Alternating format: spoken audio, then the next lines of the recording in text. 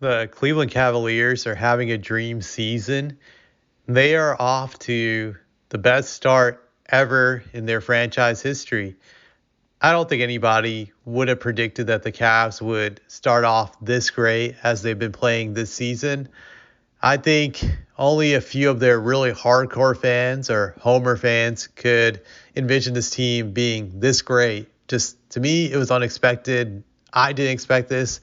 I had them pegged as probably the fourth best team in the East heading into the season, kind of like what they've been the last few years. So to me, it is very, very surprising that they've played this great, but you got to give them credit. Just you look at their roster, they have four guys playing at like all-stars this year. The obvious one, Donovan Mitchell, but then you have Darius Garland, you have Jared Allen, and you have Evan Mobley. Just those four guys have really brought it this year. They're playing at a ridiculously high level, and you give them credit. Just you got to respect that.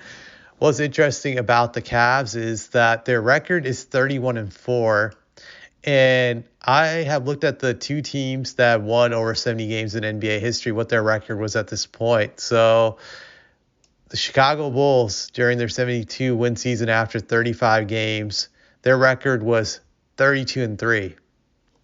And the Golden State Warriors, when they won 73 games, their record after 35 games was 33-2. Both teams have slightly better records than what the Cavs had at this point in time in the NBA season, but the Cavs are right there. Now, I think the question everyone is wondering is, will they not only break 70 wins, will they get the record? Will they beat the Warriors' record of 73-9? I would say no to both of them. I don't see them breaking the Warriors record. Just I don't, and I hate the Warriors. So hey, if they did it, I would be happy for them. To be honest, just being truthful right there, I would love to see them get that record. And I don't believe they'll get 70 wins. I see them getting 67 wins. I think they will go. I would say, so they have 31 wins right now. So 36-11 rest of the season. I think that's how it's going to play out. That's really my prediction for them. I think they're going to get 36 more wins. They'll still be playing at a high level, 36-11 the rest of the way. But I just think it's going to be very hard to maintain this. I think it's a breakneck pace that's very hard to maintain. Just eventually they're going to lose some games just due to fatigue or just losing focus. I think it's just going to be very hard to keep this up. If they do, hats off to them. I would say the other advantage those two other teams that won over 70 wins in the past they had guys who were MVP candidates. Well, actually guys who won the league MVP that year. Michael Jordan won the MVP back in 96 when the Bulls won 72 wins, and Stephen Curry won the MVP back in 2016 when the Cavs had 73 wins. Both those guys were playing at a ridiculous high level during that regular season.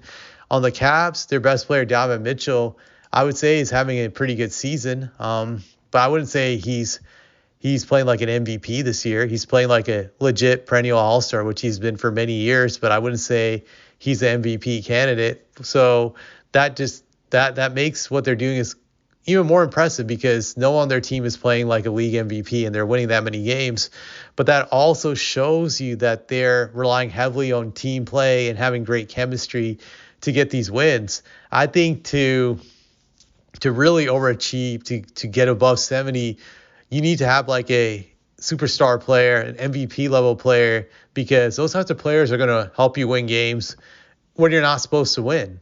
That you're going to have some fluky wins due to them just going gangbusters. I saw that during the 96 season when the Bulls won 72 wins. There were some games where the Bulls looked like they shouldn't have won the game, but Jordan was able to win those games in the fourth quarter.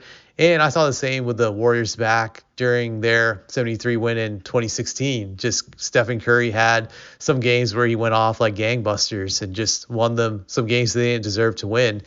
And that's what I think is really going to come down to. Donovan Mitchell is going to have to lead them to get some wins when people expect them to lose, that somehow they miraculously pull out these wins in the fourth quarter in some of these competitive games that they will face down the line. So I think it's going to be hard. I just don't think they can get that record or even get above 70.